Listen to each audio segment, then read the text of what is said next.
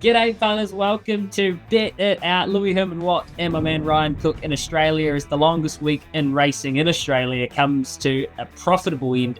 We can help you out. It is Champions Day at Flemington. Let's start with the very deep field of sprinters, Ryan. How did you break this one down?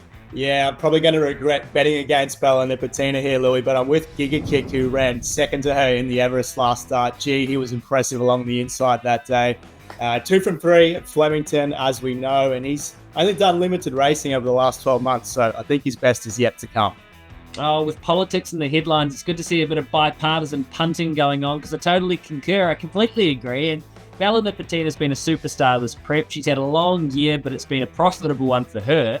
But Giga Kick, every run back since that injury, he's just lengthening out a little bit more. He's still got that tenacity. He is still a superstar.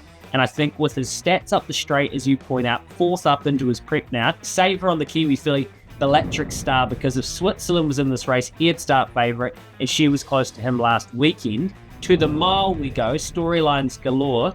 No comment on Declan Bates. Who did you tip?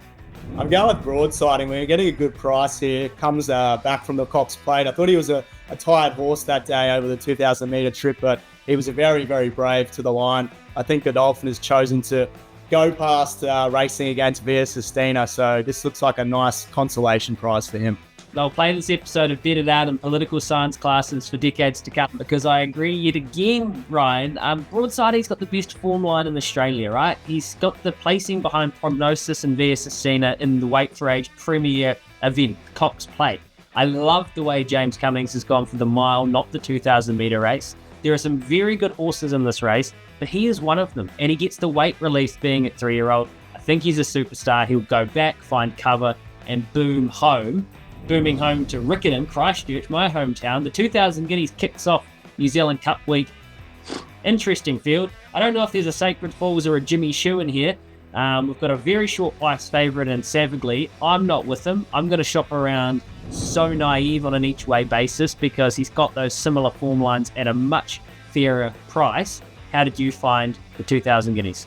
No, I agree with you. The favourite is way too short in this race, Louis. I'm going to go the way of Kiwi Skyhawk. You probably have an each way play on him as well. I thought the wet track didn't suit him. It was a very wet track last start. He is suited by wet tracks, but we're probably getting something closer to a soft 6 on Saturday. So, yeah, happy to go with him each way. Okay, interesting for me as a best bet. I'm doing a double. I will have Broadsiding a place into Via Sistina to win. So, a bit of a Cox Plate multi. What about you? Yeah, Flemington race 4. I love the way Nadal has come back. So, as you said, it's a tricky race day, but he's my best bet. You do have a big, strong left arm. Good on you, Ryan. Enjoy it, punters. Have a fill up.